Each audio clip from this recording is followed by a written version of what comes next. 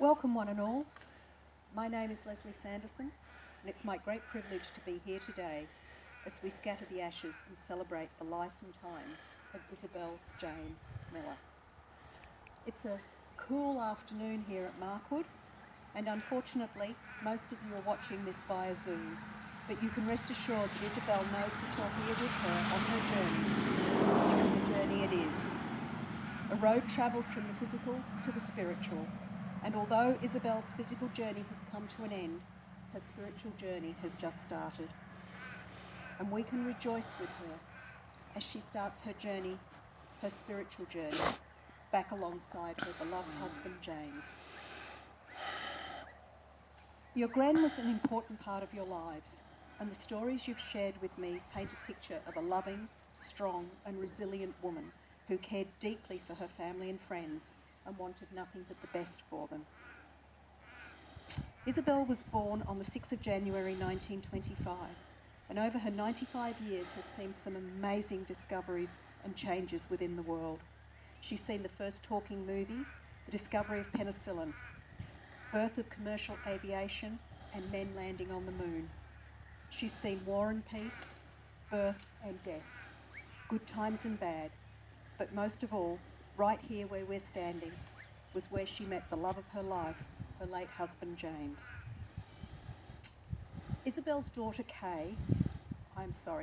granddaughter Kay shared with me the story of how Gramps and Gran met right here in the garden when James came to look at a horse her father had for sale.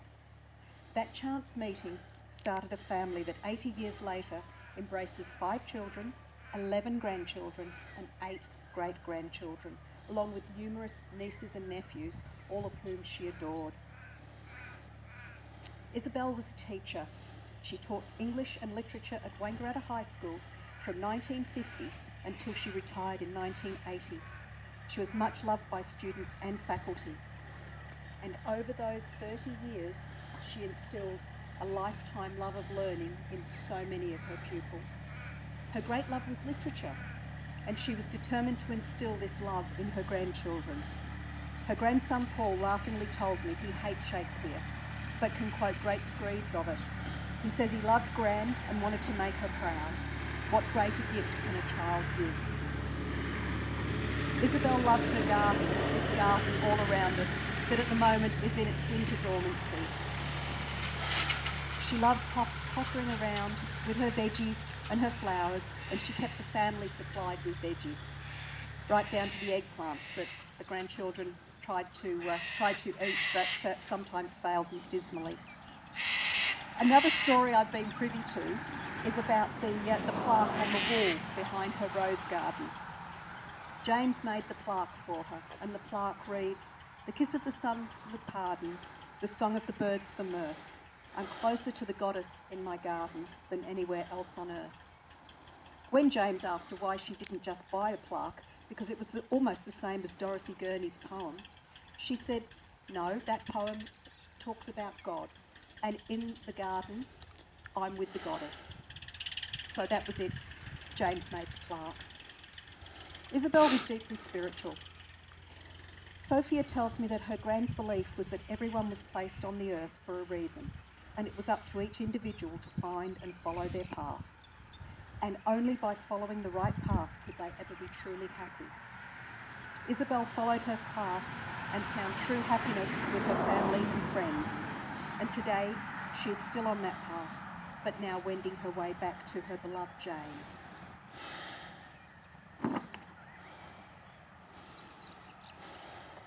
Isabelle's grandchildren want today to be about their beloved Gran, and they want to honour her by reciting some of her favourite poetry. They all put their heads together, and after much discussion, a little bit of argument there, they came up with what they feel are her 2 favourite poems, and they've asked me to read them to you. Our first poem is one that she loved to read to the grandkids. She said it was a parable about how to live their lives. The poem is A Poison Tree by William Blake. I was angry with my friend. I told my wrath did end. I was angry with my foe. I told it not, my wrath did grow. And I watered it in fears, night and morning with my tears. and I sunnied it with smiles and with soft deceitful wiles. And it grew both day and night, till it bore an apple bright, and my foe beheld it shine, and he knew that it was mine. And into my garden stole, when the night had veiled the pole. In the morning glad I see my foe outstretched beneath the tree. Now, the youngest grandson, Darren, told me that she always finished that poem by telling them all that a wise man forgets his anger before he lays down to sleep, and the most important thing in the world was forgiveness. Such true words. Our second poem is by Robert Frost, and it's called Stopping by Woods on a Snowy Evening. Whose woods these are, I think I know. His house is in the village, though.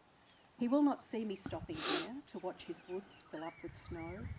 My little horse must think it queer to stop without a farmhouse near. Between the woods and frozen lake, the darkest evening of the year, he gives his harness bells a shake to ask if there is some mistake.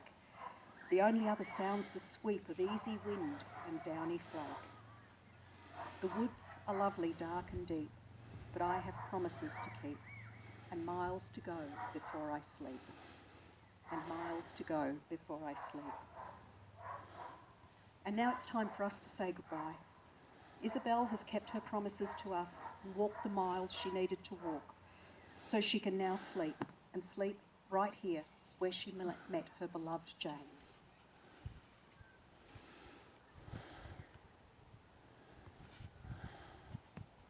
Isabelle, enjoy your garden, enjoy your time, and remain always with James.